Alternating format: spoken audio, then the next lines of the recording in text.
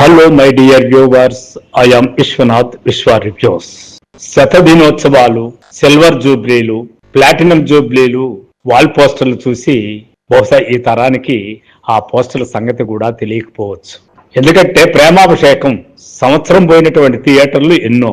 అదేవిధంగా కొండవీటి సింహం, సర్దార్ పాపారాయుడు, బొబ్బిలి పులి, ప్రేమ నగర్, ఇలా ఏ సినిమా తీసుకున్నా ఆ రోజుల్లో 100 రోజుల పోస్టర్ల కాడించి సంవత్సరం పోస్టర్లు. ముఖ్యంగా ఇంట్లో రామయ్య, వీధిలో కృష్ణయ్య అయితే 550 రోజులు పైమాటే గాని తక్కువ లేదు. ఇలా ఇన్ని రోజులు, ఇన్ని పోస్టర్లు, ఇన్ని డిజైన్లు ఉండేటటువంటి సినిమా పోస్టర్లు ఈ రోజుల్లో మనం చూస్తామనేది అత్యాశే. అసలు చూడం కూడా. ఆ లెక్కలు కూడా సినిమా వాళ్ళు మర్చిపోయి చాలా కాలం అయింది. ఎందుకంటే ఇప్పుడు సినిమా రిలీజ్ చేయడము, వారం రోజుల్లోనే మొత్తం డబ్బులు దండుకోవడం ఇదే సూత్రంగా నడుస్తా ఉంది.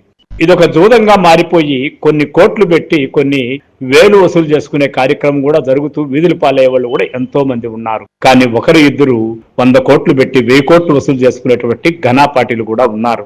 అప్పటి ఆలోచనలకు ఇప్పటి ఆలోచనలకు ఆకాశానికి భూమికి ఉన్నంత తేడా ఉంది. అయితే అప్పటి సినిమాల గురించి ఒక్కసారి మాట్లాడుకోవాలనుకుంటే ఒకే ఒక సినిమా, మణిరత్నం సినిమా గురించి ఇప్పుడు కాసేపు మాట్లాడుకుందాం.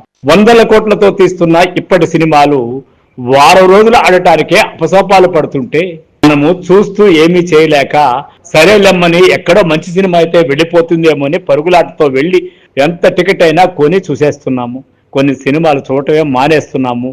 ఓటీటీలోనో హాట్స్పాట్లోనో ఎక్కడో వస్తే చూద్దాంలే అనే ఉదాసీనత వైఖరి ఆరంభించి సినిమాను ఎంజాయ్ చేసి కూడా చాలా రోజులైపోయింది. అయితే ఇప్పుడు నేను చెప్పబోయే సినిమా గురించి చూస్తే నిజంగా అప్పటి కుర్రకారు వేలవెర్రిగా ఎలా థియేటర్లకు వెళ్లారో మీరు గమనిస్తే ఆశ్చర్యానికి గురవుతారు. తమిళం నుండి తెలుగుకు డబ్బింగ్ అయిన ఈ సినిమా అఫ్ కోర్స్ ఆ రోజుల్లోనే అనుకోండి 100 రోజులు ఆడటమే కాదు, కుర్రకారుని ఓ ఊపు ఊపేసింది ఘర్షణ సినిమా. ఒరిజినల్ తమిళ సినిమాకు కనక వర్షంతో పాటు అవార్డుల వర్షం కూడా కురిసేసింది. డబ్ చేయబడిన మన తెలుగు సినిమా గురించి మాట్లాడుకుందాం. ఈ సినిమా మన విజయానికి ఎవరిని మెచ్చుకోవాలో అని తేల్చడం కాస్త కష్టమే. ఒకవైపు కుర్ర జంటల రొమాన్సు, ఇద్దరు కుర్ర హీరోల హుంకారాలు, ఘీంకారాలు, మరోవైపు క్రైమ్, యాక్షన్, ఫుల్ మసాలా, ఇన్నిటినీ కలిసి కథను చేసి ఒక్క నిమిషం కూడా ఊపిరి పీల్చుకోవడానికి టైం ఇవ్వకుండా తమిళనాడు ఎక్స్ప్రెస్ లాగా పరిగెత్తించిన దర్శకుడు మణిరత్నాన్ని పొగడాలా, లేక తమిళ ట్యూన్లకు ఖచ్చితంగా అతికే లిరిక్స్ ని, సూదుల్లాంటి పదునైన మాటల్ని రాసి ఆ పాటలు ఈ రోజుకి ఆనాటి కుర్రాళ్ళమైన నేటి నాలాంటి ముసలోళ్ల నోట్లలో నాణేలా వ్రాసిన రాజశ్రీ అని పిలువబడే విజయనగరం వాసి ఇందుకూరి రామకృష్ణరాజుని పొగడాలా? రాజశ్రీ లిరిక్స్ కి అత్యంత శ్రావ్యమైన ట్యూన్లతో తెలుగు ప్రేక్షకులకు అందించిన ఇళయరాజాని పొగడాలా? లేక వాటిని తమ మధుర గానంతో ముసలి ముతక కుర్రకారు అందరినీ ఉర్రూతలుగిచ్చిన బాలసుబ్రహ్మణ్యము, చిత్ర, వాణి జయరాంలను పొగడాలా? అమల, నిరోషాల చేత జూనియర్ ఆర్టిస్టుల అయిన నాట్యకత్తెల చేత సమకాలీన నృత్యాలను కంపోజ్ చేసిన డాన్స్ మాస్టర్ సుందరాన్ని పొగడాలా? ఎవరిని పొగడాలో తేల్చడం కష్టమే.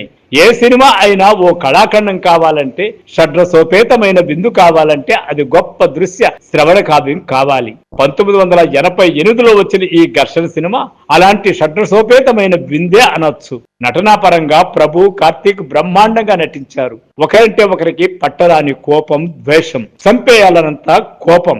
ఇద్దరి అమ్మలుగా జయచిత్ర, సుమిత్రలు షోడౌన్ లేని సపత్నులుగా పరిపక్వ నటనని ప్రదర్శించారు. ఇంకా ఇద్దరి పత్నుల ఇష్టపతిగా, ఇద్దరు సవతి కొడుకుల తండ్రిగా, సీనియర్ ప్రభుత్వ అధికారిగా విజయ్ కుమార్ బ్రహ్మాండంగా నటించారు. ఇద్దరి భార్యలకు, కొడుకులకు సమన్యాయాన్ని అందించాలని తపనపడుతూ అందరి మధ్య నలిగిపోయే అమాయక ప్రాణిగా గొప్పగా నటించారు. నిషా కళ్ళ నిరోషాకు మొదటి సినిమా.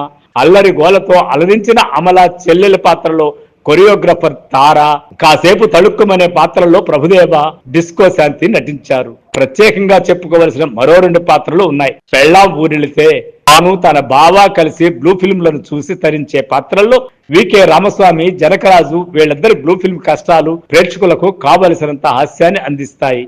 ఆ రోజుల్లో ఒక్కో కాలేజీ కుర్రని కనీసం 4-5 సార్లు చూసి ఉంటారు ఈ సినిమాని. అలా కనెక్ట్ అయ్యారు.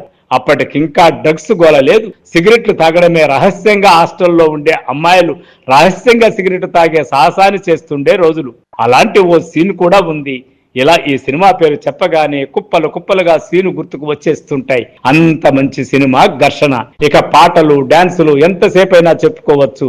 రాజా రాజాది రాజా రాజా అంటూ కార్తీక్ అండ్ కోపాట ఆ రోజుల్లో పిక్నిక్ల్లో, రోడ్ల కార్నర్లో ఎక్కడ పడితే అక్కడ వేశారు. ఈ పాటలో ప్రభుదేవ తళుక్కుమంటాడు. ఒక్క బృందావనం సోయగం, ఒక కోలాహలం, కలకలం. నిజంగానే ఈ పాటలో కలకలం రేపుతుంది నిరోష. కోరి వర్ణం వర్ణం పరిపరి కలిసే నీ నయనం నయనం ప్లే డోర్లతో, షాడో ప్లేతో సాగుతుంది. అమలా ప్రభుల మీద ఈ డ్యూయట్టు, వారిద్దరి మీదనే మరో డ్యూయట్టు. కురిసేను విరిజల్లులే ఒకటయ్యేను ఇరుచూపులే. కార్తిక్ నిరోషాల మీద డ్యూయట్టు. నీవే అమర స్వరమే సాగే శృతిని నేనే. జంబో ప్రభుని రెచ్చగొడుతూ మిత్ర బృందంలో హడావిడి చేసే పాట. రోజులో లేత వెన్నెలే, రాజుకే తేనె విందులే పాట. మా తరం వాళ్లలో చూడని దృశ్య శృంగులు ఉంటారని అనుకోను. ఎవరైనా అలా ఉంటే వెంటనే ఆస్వాదించండి. ఈ తరం వాళ్ళైతే ఒకసారి చూస్తే మళ్ళా చూసే లిస్ట్ లో వేసేసుకుంటారు. మనకు 1+2 హీరో హీరోయిన్ల సినిమాలు కుప్పలు కుప్పలు. ఇది కాస్త ఏమండోయ్ ఆవిడొచ్చింది, కాస్త బలరామకృష్ణులాగా ఉంటుందని అనుకోవచ్చు. 2-3 పెళ్లాల ముద్దుల మొగుళ్లకు అంకితం ఈ సినిమా. మీకు గాని ఈ యొక్క కథనం గాని నచ్చినట్లయితే ఆ ఘర్షణ సినిమాని మరొకసారి యూట్యూబ్ లో చూడండి. అలాగే 2 పెళ్లాల ముద్దుల మొగుడు ఇలాంటి సినిమాలు ఎన్నో కూడా ఉంటాయి. ఎంజాయ్ కోసం మాత్రమే చూడండి, ఆలోచన మాత్రం చేయకండి. Thank you. I am Vishwanath, Vishwa reviews.